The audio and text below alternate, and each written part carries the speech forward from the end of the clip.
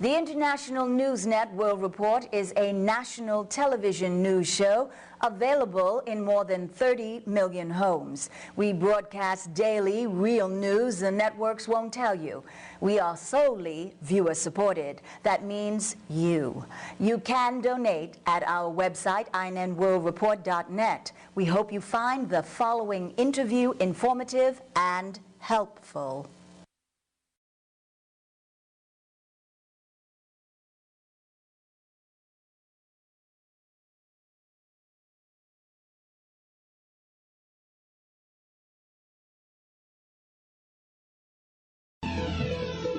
We're joined with Deborah Amos, who's the correspondent for Frontline, on their piece tonight called Hot Politics that airs nationwide at 9 o'clock. Deborah, thank you for joining us. Thank you for having me. Well, Deborah, what's this about? What's Hot Politics? You know, there's been so many films that show the Arctic, ice caps falling into the sea, and houses falling in off the permafrost in Alaska. We wanted to have a look at the politics of this. And the question that we're raising in this film is, how is it that we've had 3 administrations that have failed to take any action? The Bush administration, number 1, didn't know much about global warming. The Clinton-Gore administration knew everything about it. Al Gore had written a book in 1991, and there were high expectations for that administration, and they didn't do anything. Then we have the Bush administration, who suppresses the science, who tries to tell the American public that there is really still some doubt about global warming. And so we've had 20 years of inaction. And in this particular topic, there is a procrastination tax that even now, if we do everything right, we are still in for temperature rises that will change our weather system. One sees all these studies come out, and we've had this whole debate about the provenance of the whole issue itself. Whether global warming exists or not. Now, what did you find out in your report on that whole question of does it exist, and who has been acting to raise that question in the public's eye? I think at the end of the day, that is the most interesting part of this film, and that is the scientific consensus was pretty firm by 1995. And this is a group put together by the United Nations. Most of the scientists out of those 2,000 are Americans. And, you know, consensus among scientists almost always means the most conservative view. You've got to get 2,000 scientists to agree. So by 95, they say global warming is real, it's caused by human beings, it's due to CO2, and they warn that you have to do something about that.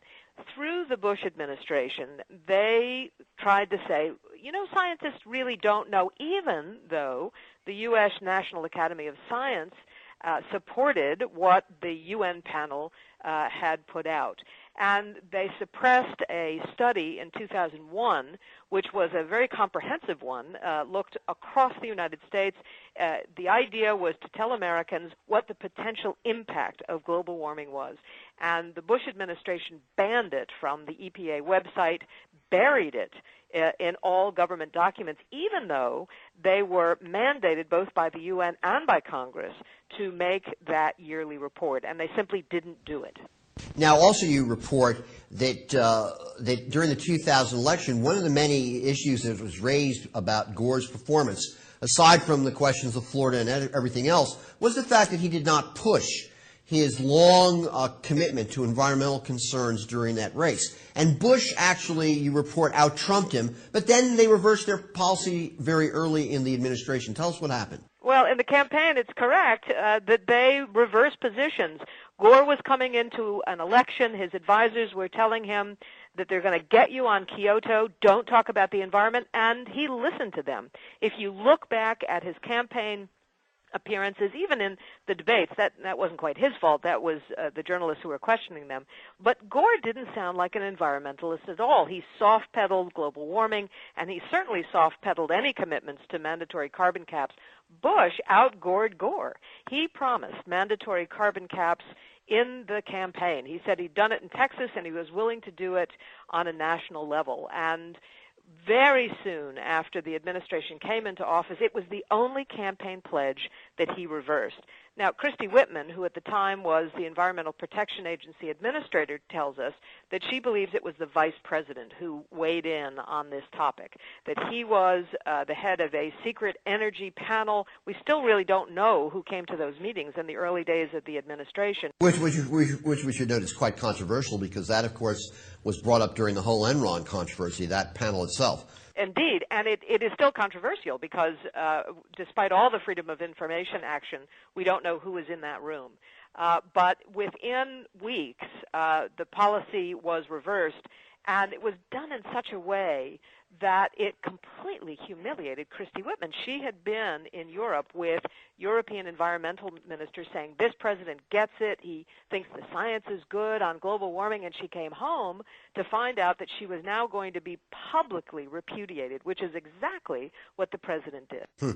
Now, we have a situation now after Katrina where we have a tremendous interest in this question from the very sectors of the industry that cause it. Why is that? Well, industry has been moving before Katrina. It's just that we didn't see it. And the first break came when BP, British Petroleum, moved out of a coalition of energy companies. They moved their position away from Exxon. They were the longest holdout. They were the ones who still, up until 18 months ago, were supporting climate skeptics. And they were there was a letter that went out from Olympia Snow, a senator, and Mr. Rockefeller, as well as the Royal Society of British Scientists, to tell them to knock it off. That was the first break in corporate America. And now what you see is Walmart has moved in the direction of wanting caps on carbon. So has GE. For them, there are two issues. One, they don't want to face 50 different regulations state by state across the country, and California has already passed the first law that caps carbon. And two, any company that deals globally and in Europe already knows that there is a tax on carbon. So what they want, because they know it's coming, is a level playing field. They now understand that you can make money and work on global warming and capping carbon. Finally, let's talk about that, the whole question about making money on it. It's quite ironic after Katrina, when the whole business community was faced with billions and billions of losses, 130 billion and some number like that. And then you began to see some serious, I remember attending a huge meeting where people from all over Manhattan, from all the financial service sectors, came there to hear how they can make money on global warming. Now, but isn't it ironic that the very same people who want to make money on global warming are the very same people in many ways responsible for creating it or perpetuating it? Why should one have faith in their ability to change? Well, I think that we just have to be grateful they've changed their minds, because they have slowed us down for so many years. One of the interesting details that I learned in part of the research for this program is the original Rio treaties back in Bush 1. The impetus for that turns out to be the reinsurers of Europe, which is where they are based. And their risk managers, people who look ahead for 30 years, saw that global warming was going to cost them a bundle. And so they were the original pushers for some sort of climate treaty. It's the same thing you're now seeing in the United States. The business community understands that inaction is going to cost them more than action. You know, if we had followed what the Carter administration had done with solar power, all those technologies were taken up by Germany and Japan, and they were turned into businesses. And so I think that the business community now sees what the future is and has changed their mind.